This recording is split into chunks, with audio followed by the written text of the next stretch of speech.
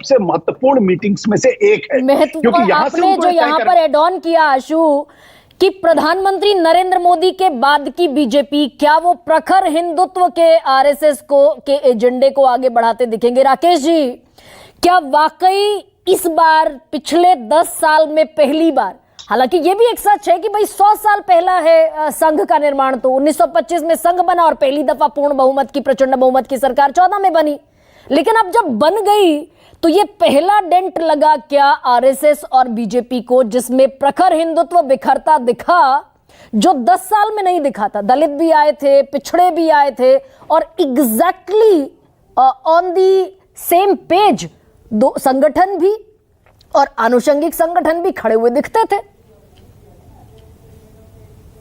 Sir please unmute करना पड़ेगा। संघ को एक करके देखना एक तरह से दोनों के साथ अन्याय करना है। जो प्रश्न आपने मूल प्रश्न उठाया और आशुतोष जी जिस पर बोल रहे थे, मैं एक बार एक टिप्पणी उस पर पहले कर दूं कि भारतीय जनता पार्टी एक राजनीतिक संगठन के रूप में काम करती है। इसमें यदि मैं उम्मीदवार होता हूं या राजीव तुली जी उम्मीदवार हो जाते हैं तो हमारे कारण भी वोट मिलता है, हमारी सरकार के कारण वोट मिलता है, कई कारण होते हैं। उसके कारण हिंदुत्व कमजोर हो गया, हिंदुत्व मजबूत हो गया। यानी कि जब हम सत्ता, केरल में हम सत्ता में नहीं है, लेकिन आज हिंदुत्व की ताकत वहां सबसे अधिक है।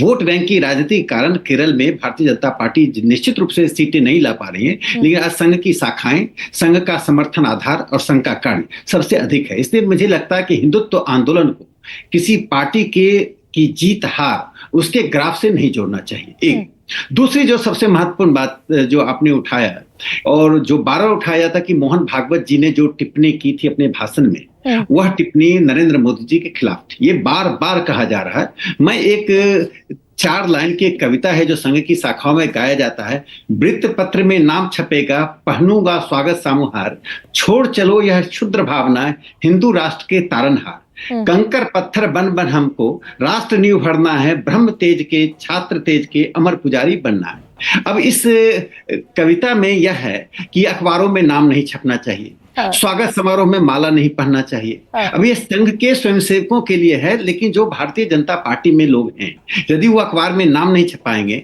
माला नहीं पहनाएंगे, मंच पर नहीं जाएंगे, अपना जय जयकार नहीं कराएंगे, तो राजनीति के डायमेंशन, राजनीति के आयाम और सामाजिक सांस्कृतिक संगठनों के आयाम अलग अलग होते हैं। इससे मेरा मानना है कि मोहन भागवत जी ने जो कहा वह श्री परम पूज्य गुरु जी जो द्वितीय सरसंघ चालक थे, डॉक्टर हेडगेवार जी के निधन के 2 महीने बाद संघ की एक सभा हुई नागपुर में, 1 महीने बाद, उसमें गुरु जी ने जो बात कही कि व्यक्तिवाद संघ के विचारधारा, संघ के मूल्य, संघ के संगठन का हिस्सा नहीं हो सकता है। Individualism is dangerous for organisation.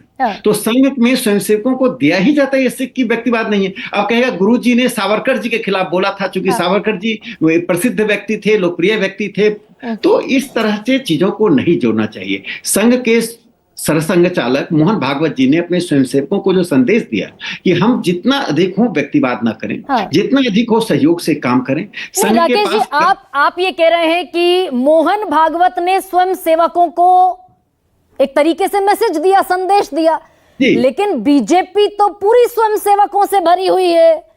आपके बीजेपी के निर्माण से लेकर 1980 से लेकर आज तक जितने राष्ट्रीय अध्यक्ष हुए वो सब संघ के बैकग्राउंड के हैं। मोदी सरकार में आधे से ज्यादा मंत्री संघ के बैकग्राउंड के हैं। 17 राज्यों में से तकरीबन 11 या 12 जो मुख्यमंत्री हैं बीजेपी के, वो संघ के बैकग्राउंड के हैं।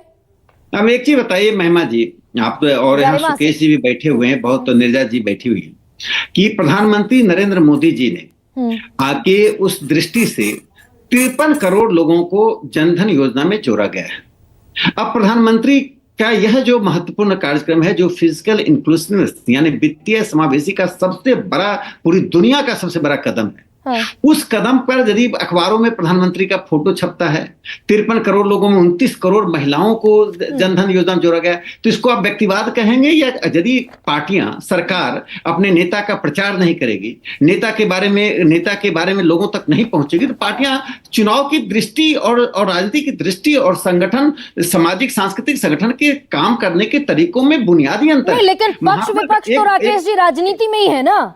अगर मोहन भागवत ये कहते नजर आए कि युद्ध की तरह चुनाव लड़ा गया, विरोध प्रतिपक्ष को विरोधी समझ लिया गया, पक्ष विपक्ष नहीं होते, सबकी सहमति होती है, तो यही संदेश तो निश्चित तौर पर इसी पॉलिटिकल स्टैब्लिशमेंट को दिया गया ना। देखिए, ये तो प्रधानमंत्री मोदी जी भी अपने एमपी को कहते हैं कि आप व्यक्तिवादी मत बनिए।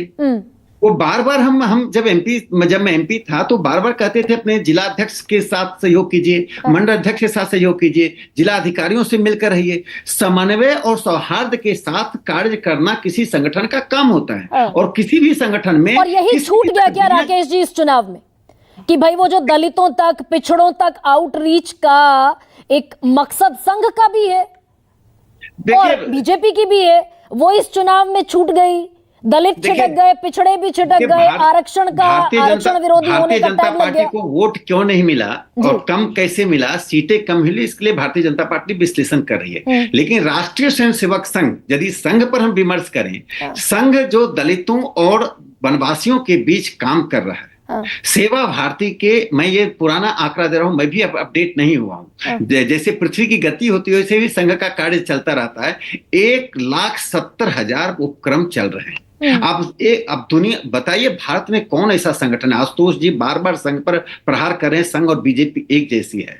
उस सेवा भारती के उस उपक्रम में बहुत से ऐसे लोग लाभान्वित हो रहे हैं आंध्र प्रदेश में, जो सीपीआई एमएल के समर्थक हैं, जो नक्सलवादी के समर्थक हैं, और मार्क्सवादी कम्युनिस्ट पार्टी या कम्युनिस्ट पार्टी का एमएलए आकर सेवा भारती के उपक्रम का के एक मोबाइल जो चलता है उसका उद्घाटन करते हैं। आप बताइए कि अब संघ और बीजेपी के फर्क को बताने के लिए एक और मैं उदाहरण देना चाहता हूं। जब जेपी आंदोलन शुरू हुआ तो जनसंघ की राय लिए बिना जेपी आंदोलन में विद्यार्थी परिषद आई, विद्यार्थी परिषद के बाद जनसंघ शामिल हुआ, और जेपी आंदोलन में समाजवादी युवजन सभा जो समाजवादी संगठन था उसके साथ मिलकर इस आंदोलन को हमने आगे बढ़ाया। तो भारतीय राष्ट्रीय स्वयंसेवक संघ एक व्यापक काम करा। मैं एक बात इस बात से तो राकेश जी, इस बात से तो किसी की ना इत्तेफाकी ना होगी और ना है, इस बात पर तो संशय नहीं है कि भाई सामाजिक सांस्कृतिक संगठन है, आउटरीच करता है, अलग अलग तरीके की आपातकाल में, डिजास्टर मैनेजमेंट में स्वयंसेवक संघ जाते हैं,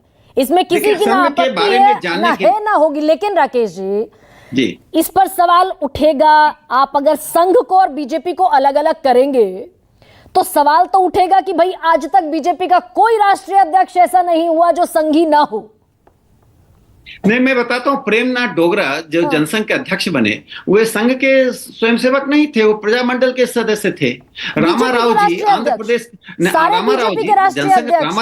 रामाराव जी आंध्र प्रदेश से थे, वो संघ के प्रशिक्षित स्वयंसेवक नहीं थे। देखिए, सवाल यह नहीं है, सवाल जो मूल प्रश्न है, संघ का स्वयंसेवक होना, संघ का स्वयंसेवक होना महत्वपूर्ण है। संघ जिस विचार को लेकर चल रहा है उस विचार के प्रति भारतीय जनता पार्टी की सहमति है, एक वैचारिक सहमति हम दोनों की है, और उस वैचारिक सहमति के कारण संघ के अधिकांश स्वयंसेवक भारतीय जनता पार्टी का समर्थन करते हैं। बिल्कुल। कौन सी देश में पार्टी है, दूसरी कौन सी पार्टी है जो 370 के खिलाफ थी, दूसरी कौन सी पार्टी है जो यूनिफॉर्म सिविल कोड चाहती है, दूसरी कौन सी पार्टी है जो गौ हत्या पर प्रतिबंध चाहती है, दूसरी कौन सी पार्टी है जो राम मंदिर बनाने के लिए संकल्प कर रही है। बिल्कुल। अब राकेश जी, बिल्कुल fair point sir, fair point. और